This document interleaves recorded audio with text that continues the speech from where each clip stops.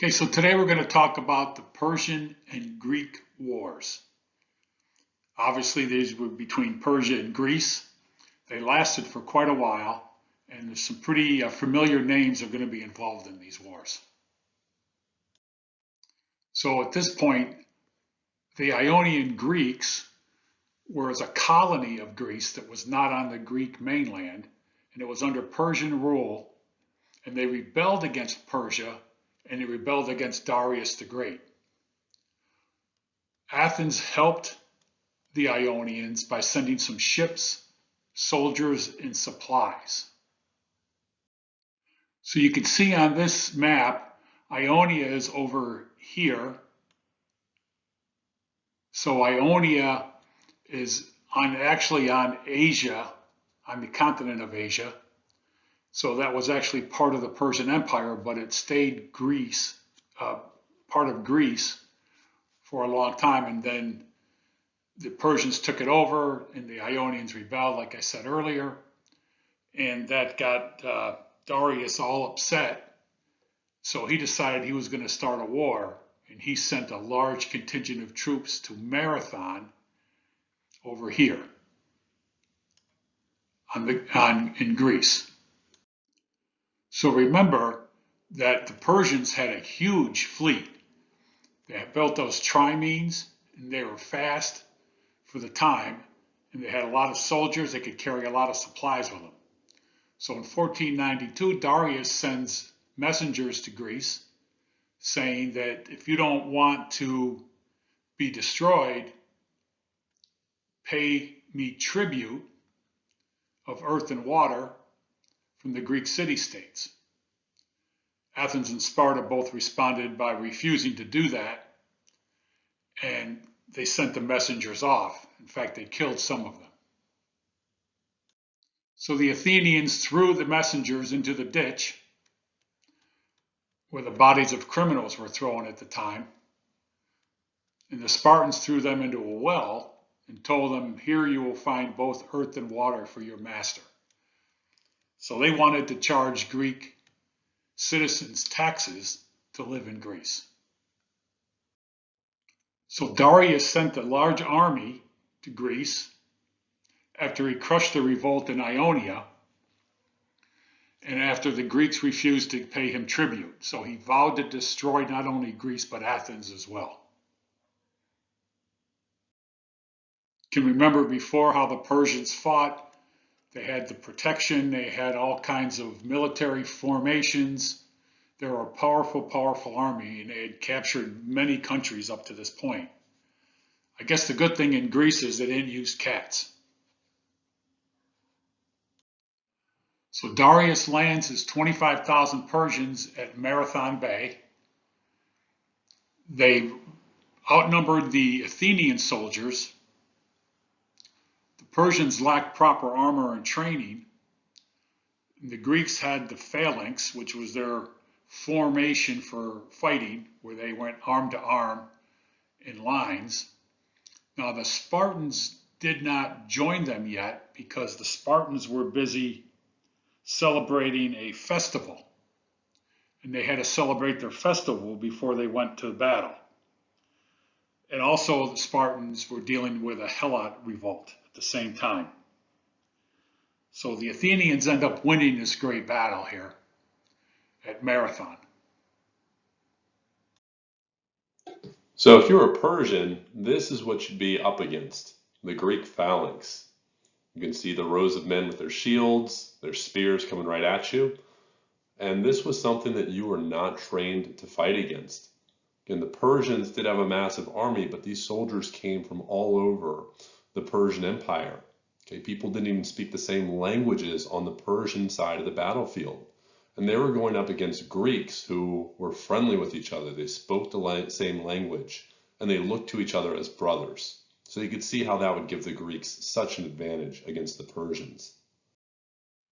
So this is a very good map of the area of Greece that we're studying, the Aegean Sea, the Ionian Sea.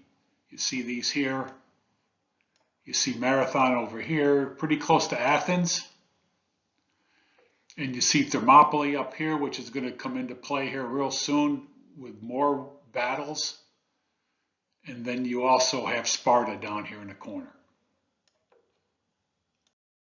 So the Greeks win this war, this battle at Marathon. So here's a depiction of the first ever marathon runner. And he ran to declare to Athens victory at Marathon. So the Athenians were pretty smart guys. So Themistocles tells the Council of Athens that they needed to fortify the city against another attack and build up the Athenian navy. So they did that. They had the fastest ships of the time. They could run circles around the triremes of the Persians in open water. So they become the first major Greek naval power. Themistocles allies Athens and Sparta, the Greek land power, because as you remember, Sparta had great soldiers and they started their soldiering at a very young age. And they also enrolled the help of 30 other city-states. So then, as you remember, Darius dies and Xerxes becomes the ruler, and he wants to finish the job that Darius couldn't finish, and he wants to capture Greece. So he, over about a 3 or 4 year period after Darius died, there was peace. So Sparta had time to prepare. Athens had time to prepare because they figured the Persians were coming back. They knew for sure that the Persians were not a done deal and that they would be back to try to capture. So Athens built a navy and Sparta built up their army. So Themistocles was right. Darius' son Xerxes comes back in 480.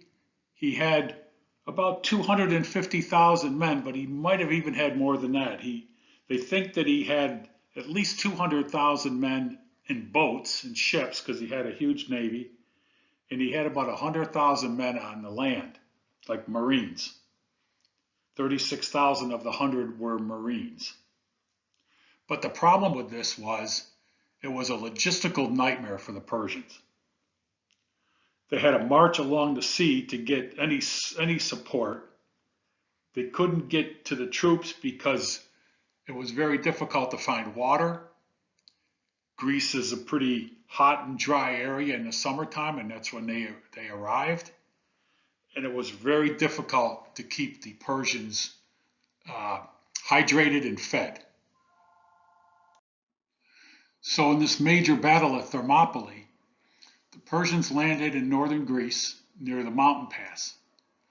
So the Greeks were divided because they were way outnumbered. There was only 7,000 Greeks and 300 Spartan warriors. So they were there to defend. So the Greeks were divided. So do we let the Persians burn Athens? Maybe they'll go home. Or do we stay and fight?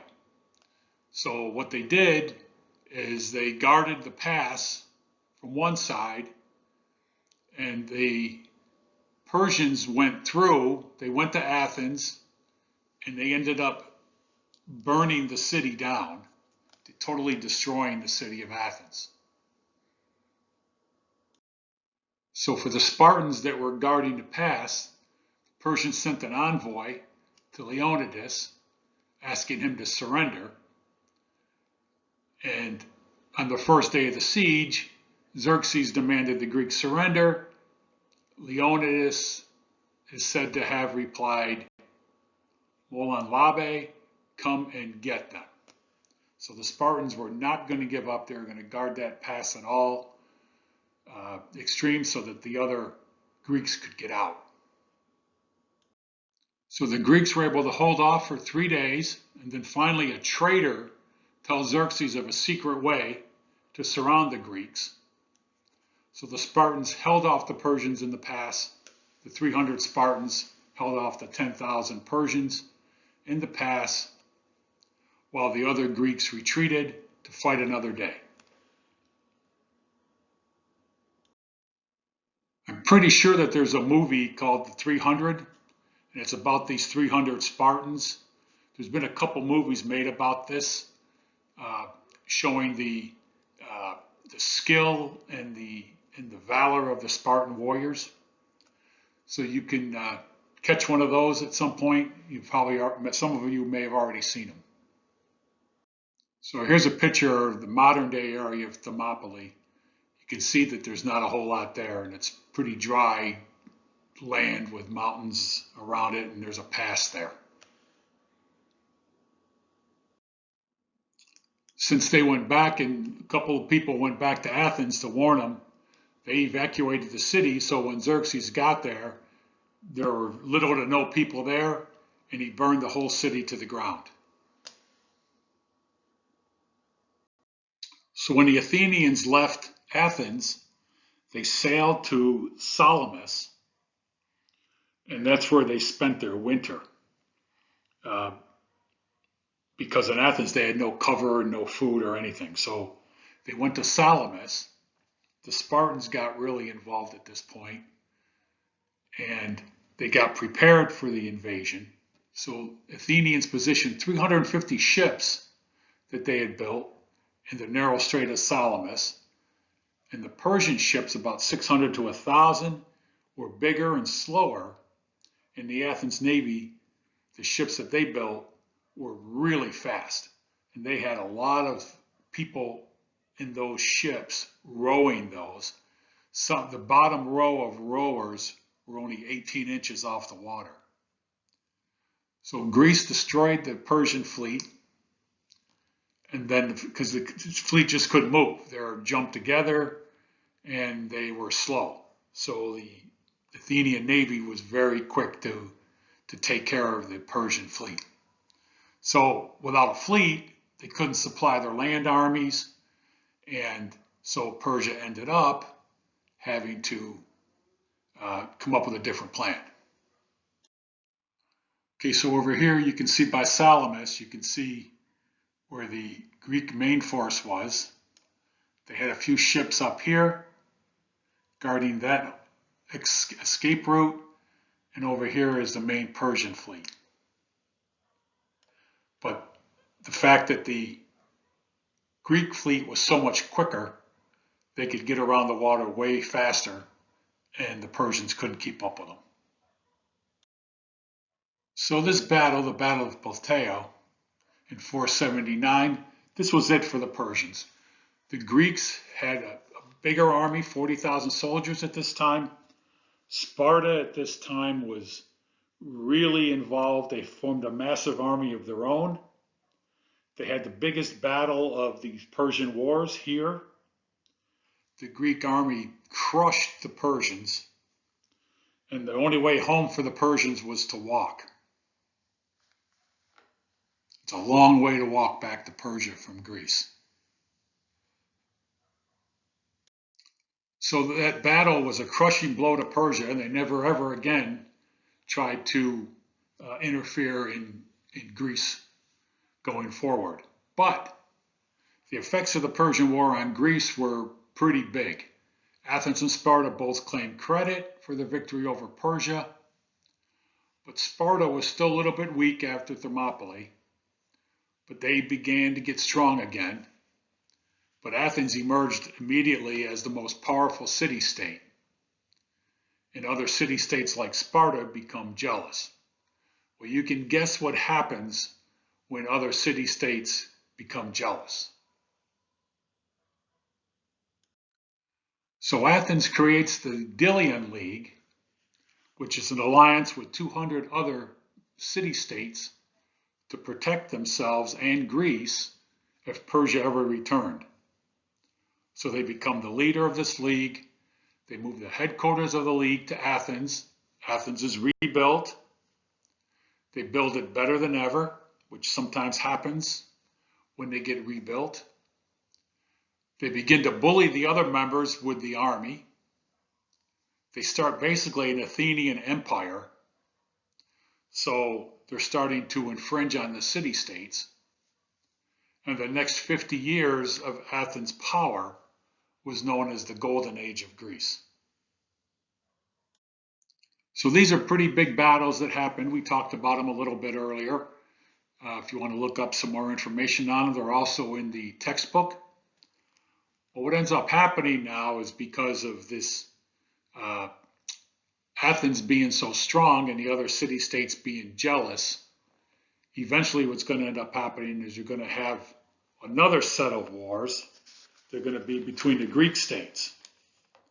And we'll get to those in the next class or two. And those are known as the Peloponnesian Wars between Sparta and Athens. And they last about 27 years. So we'll get to that next class or the class after. And that's it for notes for today.